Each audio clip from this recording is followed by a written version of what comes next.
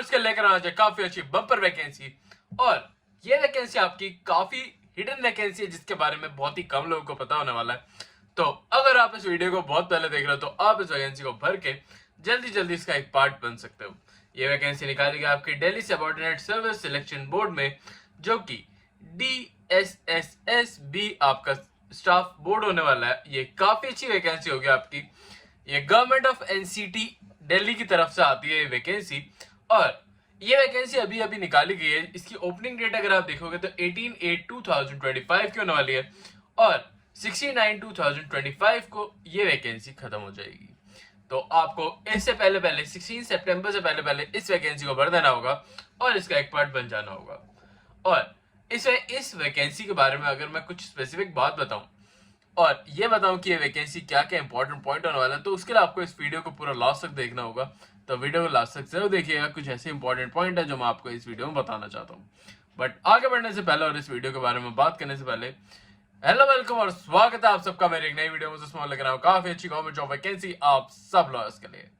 और जैसे कि मैं बता रहा था, इस वैकेंसी के लिए काफी अलग अलग डिपार्टमेंट में अलग अलग वैकेंसीज निकाली गई हैं, और ये म्यूनिसिपल कॉर्पोरेशन ऑफ दिल्ली में वैकेंसीज होने वाली है। काफी सारी वैकेंसीज हैं और काफी अलग अलग डिपार्टमेंट में भी है, जैसे कि आपका health and family welfare department में है, आपका रजिस्टर कॉर्पोरेशन सोसाइटी में, और भी Indian urban selection improvement board में है। ये ऐसे कर करके इसमें काफी अलग अलग डिपार्टमेंट में ये वैकेंसीज निकाली गई हैं।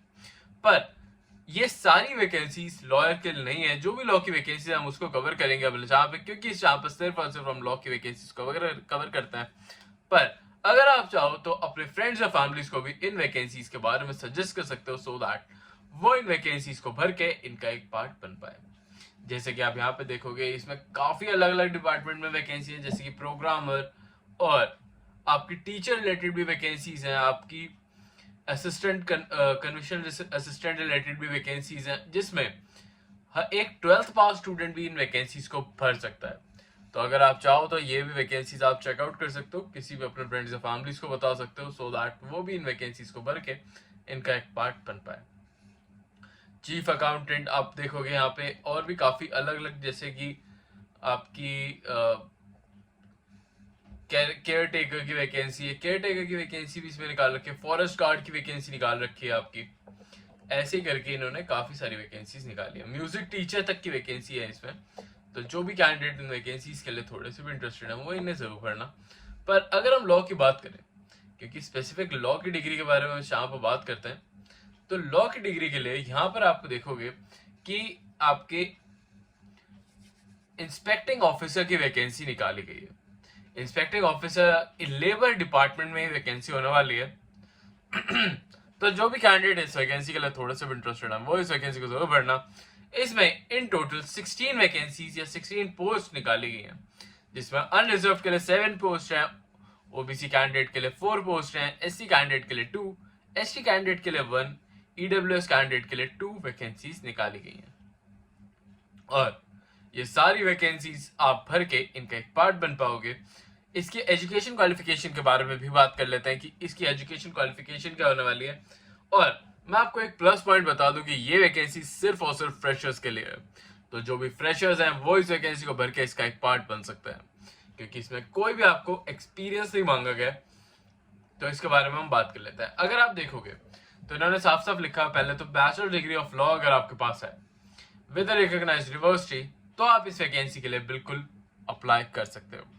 अगर आपके पास डिग्री ऑफ लॉ है, आपने किसी भी सोशल वर्क रिलेटेड अगर ऑर्गेनाइजेशन के साथ काम करा है, मतलब अगर आपने कोई भी एनजीओ के साथ या फिर किसी भी ऐसी ऑर्गेनाइजेशन के साथ आपने इंटर्नशिप भी करी है, तो भी वो आपका एक्सपीरियंस इसमें काउंट किया जाएगा। इस बारे में जरूर ध्यान रखना। और इसमें आप देखोगे कि अगर आपने डिप्लोमा इन लेबर लॉ कर रखा है और साथ में आपके पास 2 इयर्स का एक्सपीरियंस है, ये जरूर ध्यान रखना कि डिप्लोमा इन लेबर लॉ अगर आपने करा है तभी आपको 2 इयर्स का एक्सपीरियंस चाहिए। अगर आपने लॉ पूरी तरीके से कर रखी है, मतलब आपने BLLB या फिर LLB कर रखी है, तो आपको इसमें कोई भी एक्सपीरियंस नहीं मांगा गया है। साथ में तो आप यहाँ पे देखोगे कि यहाँ पे लिखा हुआ है कुछ इंपॉर्टेंट पॉइंट, जैसे कि no male candidate has been 1 wife, मतलब आप इसमें अगर आप भरना चाहते हो तो आप मैरिड नहीं होने चाहिए। तो इसके बारे में जरूर ध्यान रखना। ये ऐसे कुछ पॉइंट्स हैं जो कि आजकल हर एक वैकेंसीज में आपको देखने को मिल रहे हैं। तो इन बातों का ध्यान रखते हुए इन वैकेंसीज को भरा करिए और वीडियो को लास्ट तक जरूर देखा करिए, क्योंकि ऐसे काफी सारे पॉइंट्स होते हैं जिनके बारे में आपको पता होना चाहिए। अब अगर हम देखें यहाँ पे डिजायरेबल कैंडिडेट के लिए, तो आप यहाँ पे देखोगे कि जो भी कैंडिडेट जिसने लॉ कर रखी है विद, आपने लेबर लॉ या फिर ये सब लॉज हम पढ़ते ही हैं अपने लॉ की फील्ड में, तो आप इस वैकेंसी को बिल्कुल भर सकते हो। इसमें आपको एक्सपीरियंस के नाम पे कुछ भी नहीं मांगा गया, तो आप हर एक फ्रेशर इस वैकेंसी को भर के इसका एक पार्ट बन सकता है। सैलरी के बारे में बात करें तो 35,400 रुपीज तक आपकी सैलरी होने वाली है, और ये सैलरी आपकी 1,12,400 रुपीज तक जा सकती है। तो ये अपना आप में एक काफी अच्छा अमाउंट बन जाता है, स्पेशली एक फ्रेशर के लिए। तो जो भी फ्रेशर्स इस वैकेंसी के लिए इंटरेस्टेड है वो मुझे कमेंट्स में जरूर बताना, सो दैट मुझे भी पता चले कि आप इन वैकेंसीज के लिए इंटरेस्टेड और आप इन वैकेंसीज को भर के इनका एक पार्ट बनना चाहते हो। साथ में आप यहाँ पे देखोगे कि इन्होंने एज लिमिट भी यहाँ पे दे रखी है, जो कि होने वाली है 18 ईयर्स से लेकर 37 ईयर्स तक। तो यहाँ पे आपको एज रिलैक्सेशन भी प्रोवाइड कराया जा रहा है एज पर टेबल 7 यहाँ पे आपको देखने को मिल रही है, जो कि गवर्नमेंट स्टैंडर्ड्स के हिसाब से आपको एज रिलैक्सेशन प्रोवाइड कराया जा रहा है। तो ये आपके एज रिलैक्सेशन या फिर एज लिमिट से रिलेटेड बात होगी। अब आप देखोगे कि इसमें और भी काफी सारी वैकेंसीज हैं, तो ये सारी वैकेंसीज भी आप भर सकते हो, ऐसी कोई भी प्रॉब्लम नहीं होगी आपको। पर स्पेसिफिक वैकेंसीज लॉयर्स के लिए वही थी। अब अगर हम बात करें इसके एप्लीकेशन फीस के बारे में, तो एप्लीकेशन फीस आपके 100 रुपीज होने वाली है। वुमेन कैंडिडेट और एसटी कैंडिडेट्स के लिए ये फ्री होने वाला है बिल्कुल भी। तो जैसा कि आप देखोगे कि इसकी एप्लीकेशन फीस भी बहुत ही कम है, तो जो भी कैंडिडेट इसके लिए इंटरेस्टेड है वो एक बार ट्राई जरूर करना कि आप इस वैकेंसी को भर के इसका एक पार्ट बन पाओ। इसका एग्जामिनेशन भी होने वाला है, जिसका इन्होंने क्राइटेरिया भी दे रखा है कि प्रिलिमिनरी टेस्ट और सेकेंडरी टेस्ट भी होगा। तो अगर आप किसी भी ऐसी फील्ड में जा रहे हो तो आपके इसमें बेसिक लॉ क्वेश्चंस ही पूछे जाते हैं, कोई भी कॉम्प्लेक्स क्वेश्चंस नहीं पूछे जाते।